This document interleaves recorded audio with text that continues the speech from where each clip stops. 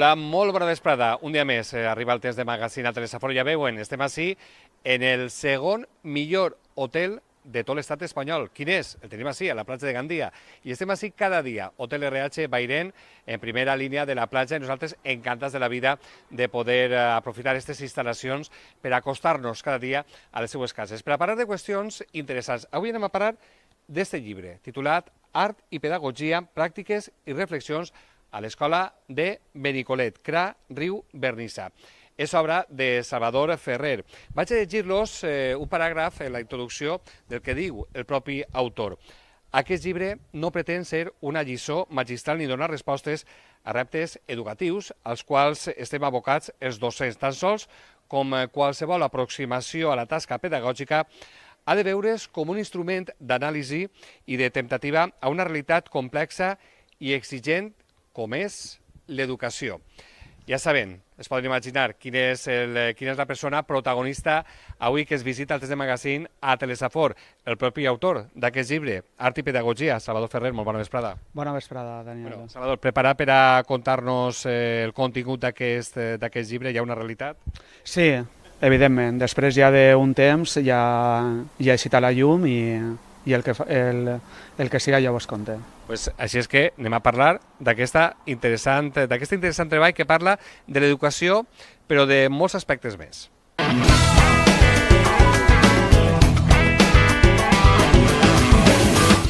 Pues així estem, ja preparats en llibre en mà per a parlar d'art, pedagogia, pràctiques i reflexions a l'escola de Benicolet. I és que estem parlant d'aquest context com és l'escola rural Riu Vernissa. Salvador Ferrer, anem a entrar en matèria perquè suposa que com a docent haurà estat tota una satisfacció veure realitat aquest llibre. Què ens planteges en aquest llibre, que suposa que està basat en experiències professionals però també personals? Quin és el missatge que volies llançar? En tres generals, clar. Sí. No, és bona pregunta perquè t'entenc. Sí, és veritat que va suposar un repte molt personal, perquè tal vegada en un primer moment era contar i divulgar i compartir la nostra experiència, però també és com una necessitat de dir jo m'agradaria també aquesta experiència tan intensa de 10 anys, que estem parlant de 10 anys de treball i de vida, donar-la a conèixer.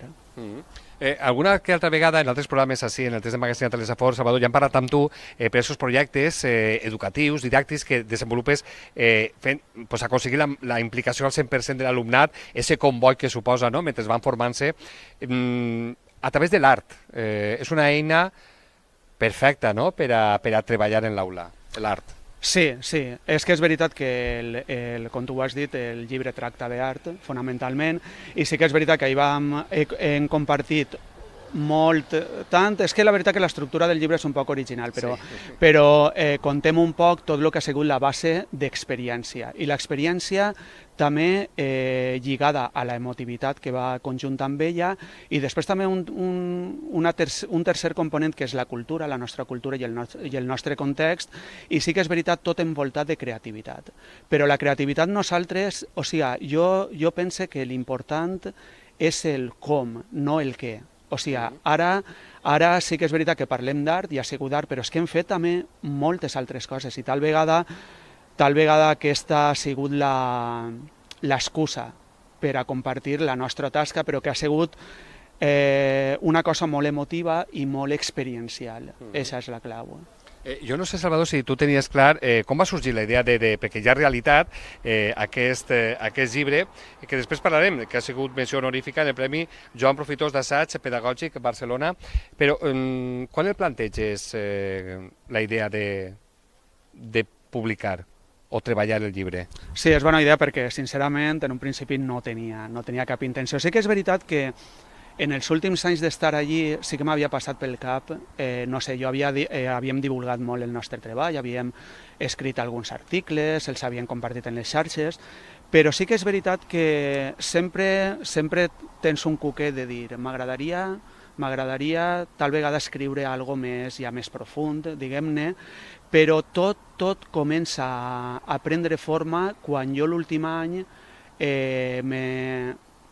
Sí, me demanen que forme part del Departament de Sociologia de la universitat com a professor associat, que necessiten gent i jo he estat sempre molt relacionat amb la universitat i jo dic, clar que sí. Però sí que és veritat que ahir jo me plantege tal vegada el ja donar el pas, però en un principi com a tesi doctoral. Però jo també ja ho pense molt i jo dic, jo la veritat és que de fet ara no continuo en la universitat i jo pense que tal vegada la qüestió és plasmar-ho per escrit, però no importa, com a tesi o com a assaig i finalment es converteix en un assaig. Has tingut ajudes? Totes les portes que has cridat s'han obert per a fer aquest treball que comentaves 10 anys. Sí, són 10 anys, però tot... És veritat que els 10 anys no són 10 anys Bueno, són 10 anys de procés, que és un camí que els 10 anys són molt importants, els 10.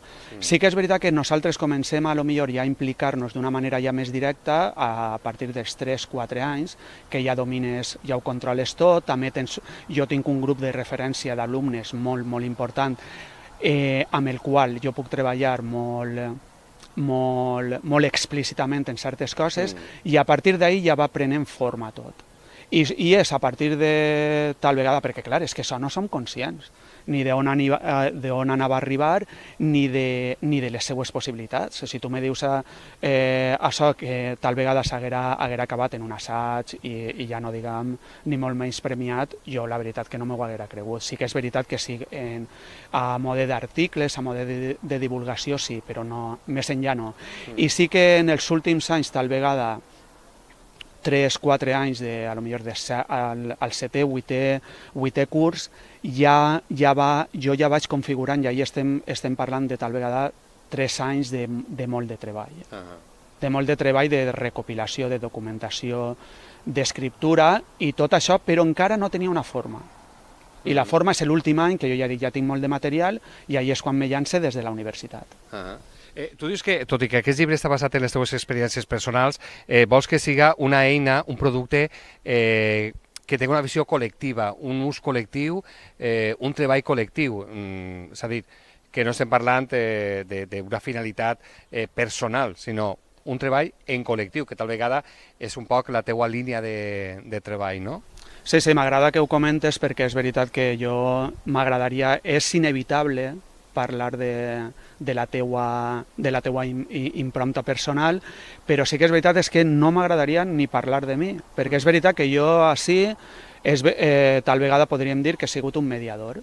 Soc, com si diguéssim, el mestre de cerimònies, però clar que és col·lectiu. Això jo vull que quede palès i molt clar que és un producte de tota la comunitat, però evidentment partint de la complicitat i de la implicació de les meves companyes, de l'equip pedagògic, i després dels alumnes, faltaria més, i finalment de les famílies. I jo diria també que de tot el poble, perquè jo entenc, i nosaltres sempre hem entès la pedagogia d'aquesta manera, que ha de transcendir la institució escolar, l'edifici, perquè som activitats, podríem dir, i les activitats les fem les persones, som acció. Sí. Així el subtítol, parlem d'art i pedagogia, però el subtítol és Pràctiques i reflexions a l'escola de Benicolet, l'escola rural de Riu Vernissa. Parlant de pràctiques, hi ha una primera secció en el llibre on es mostra una selecció d'obres pròpies comentades. Així apareixen una sèrie d'obres, però comenta'ns què passa en aquestes obres, com s'ha arribat a aquestes obres, com s'ha treballat aquestes obres. Doncs aquestes obres és curiós perquè també aquestes obres són personals. Són meues, però sense l'escola i sense aquest projecte no tindrien cap sentit. I això jo m'agradaria també recalcar-ho bé, perquè és com dir, jo no sóc artista professional, però jo podria ser artista, que és una de les idees... Podria no. Jo crec que jo, igual que vosaltres, la idea, una de les idees eix del llibre i del pensament és que tots som artistes amb el component de creativitat que va de fàbrica amb l'ésser humà. Però després hi ha un artista com a estatus, com a professió, que jo no ho soc. Aleshores jo tot això volia mostrar-ho, però com per a deixar que era també un dels perills que no sabia si s'entendria, que era com a vertebrador i que lligara amb la resta de contingut, com a dir, com una pràctica. Si tu no experimentes la pràctica, després és molt difícil també transmetre-la. Eixa idea. O sigui, nosaltres transmetem, no sé, podríem posar molts exemples, però som docents i som gent que eduquem, que jo també m'agradaria que l'educació també fora més generalitzada, que ho és, en certa manera. És com si tu, posem també un altre exemple, avui en dia tal vegada tu penges una foto a Instagram, que està tan de moda, i tu llances un missatge, tu dius alguna cosa i tens fins i tot una responsabilitat amb aquesta foto. I, evidentment, una llibertat. Sí. Clar, però s'entén un poc la reflexió i ahí estem tots. Parlem d'aquesta qüestió. Estem parlant, Salvador, del que és línies de treball per a la formació de la gent més jove.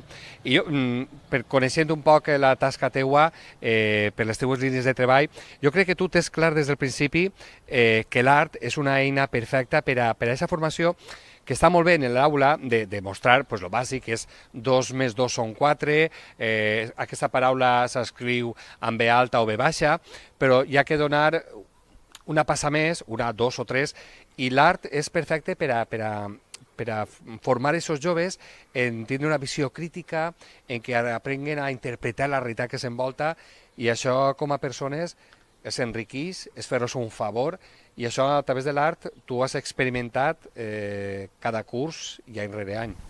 Sí, la veritat, perquè jo també diria que no sols l'art és, com he suggerit abans, no és la clau, però sí que és veritat que l'art, i sobretot l'art contemporani que m'està treballant aquests darrers anys, sí que t'ha donat una clau, això tu ho has dit molt bé, d'experimentació, de visibilització, de sorprendre't, de dir-te alguna cosa o de provocar-te, també, clar, que aquesta paraula és molt important, per a després ja fer-te dubtar i fer-te recapacitar i ja incitar al debat i a la reflexió i a la crítica. Clar que sí, volem això, volem persones, però també amb molta llibertat, i després jo també pense que una de les claus també serà, perquè el futur ja no està en les nostres mans, del que el faran o del que no, però sí recordaran, jo crec que ho recordaran, perquè recordaran una època fantàstica, una època on van canviar moltes coses i vam, no sé, vam posar el llistó molt alt com a vivència.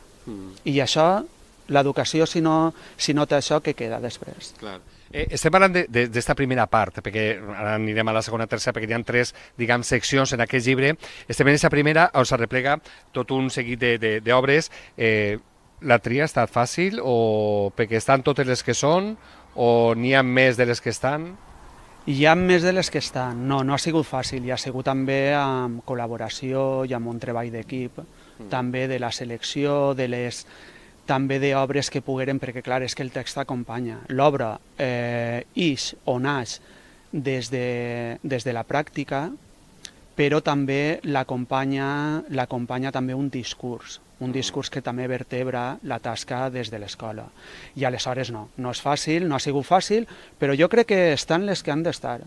I una cosa molt important que a mi m'agradaria també mencionar-la, perquè clar, tot això està basat sobretot en l'escola de Benicolet, però som un CRA, que tu saps que són diversos pobles, i l'últim encara vaig poder incloure, abans del premi, una obra que ja estava feta, realitzada per un xiquet de 3 anys a l'escola del Mísera, que jo la vaig versionar, diguem-ne, d'un rellotge també i un tractament del temps, i m'agrada molt perquè és com el lligam i la connexió de que tot no va acabar ahí, que continuava, perquè jo també no sabia si anava a continuar, i clar que continua, tot continua. I tant.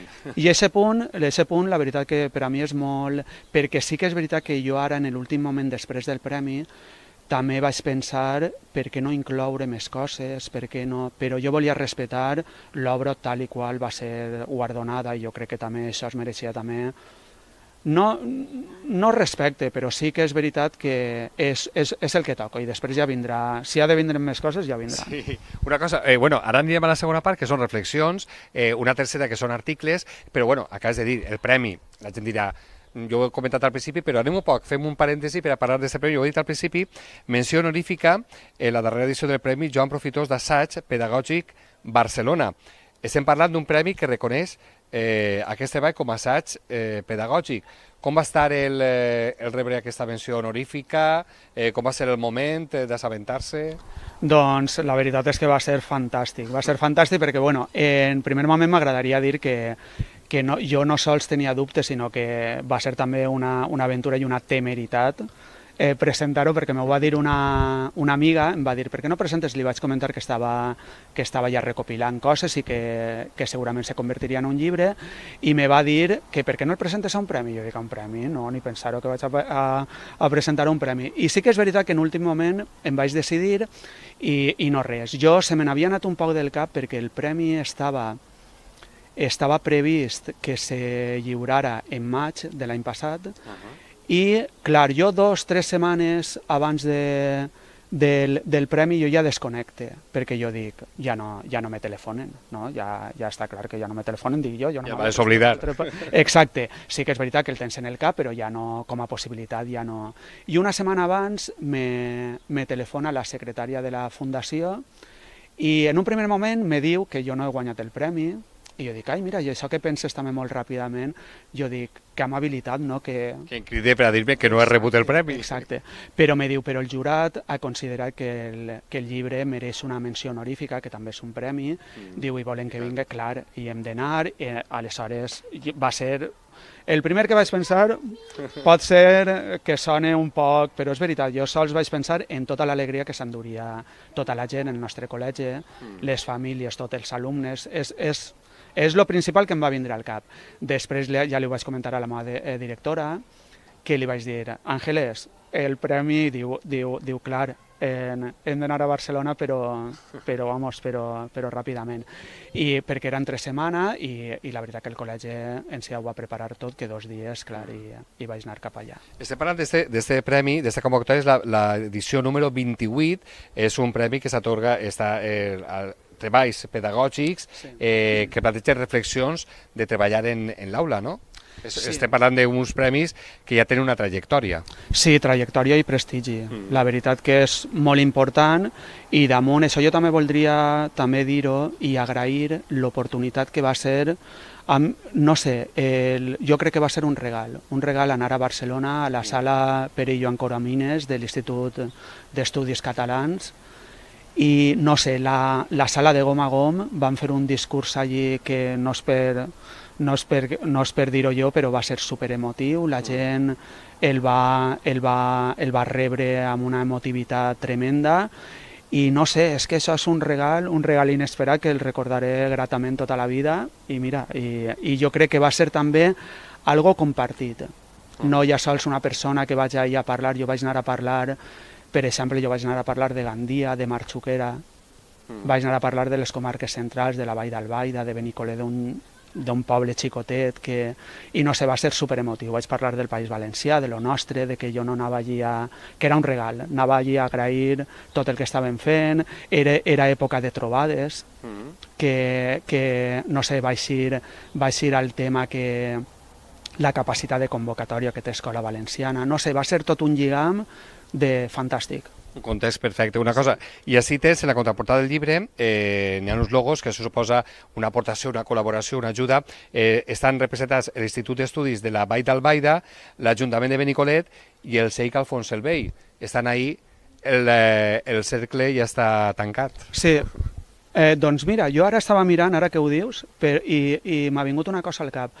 Ja que també és tan important literàriament i en l'art la composició ternària, les 3 parts també de l'estructura del llibre, però és veritat que és una trinitat també, ja no diguen, ja no ens fiquem serà una coincidència de trinitat, però sí que és veritat que ahir havien d'estar, possiblement volien col·laborar més institucions, però no donava lloc. I la veritat que era Vall d'Albaida, havia d'estar Vall d'Albaida representada per l'IEVA, la Safor, representada per Alfons el Vell, i l'Ajuntament de Benicolet, que també ha volgut estar ahí, i jo crec que era de justícia que no sé, que tinguera visibilitat. Sí. Hem fet referència a aquesta primera part, a aquesta primera secció del llibre, on estan aquestes obres d'art. Després hi ha un segon espai on es parla, on hi ha articles i reflexions al voltant de l'experiència artística que sorgiren a partir de la pràctica.